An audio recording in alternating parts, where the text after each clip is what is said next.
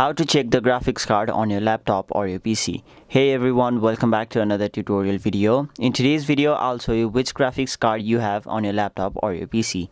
So to do that, it is really easy. All you have to do is simply on your keyboard, press the buttons Windows and R. Now once you've done that, this type of box will appear where you'll have to simply type in DXDIAG. After that, tap on the option OK.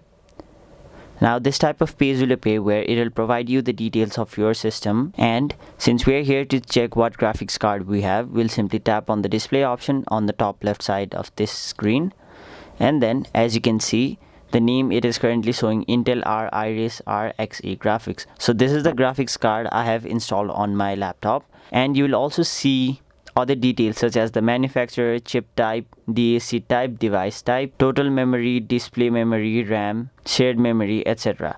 So this is the place where you will be able to see the details of your graphics card. That was it for this video. Hope this video was helpful to you guys, and if it was, make sure you like this video and subscribe to our channel so that you don't miss out on further videos such as these.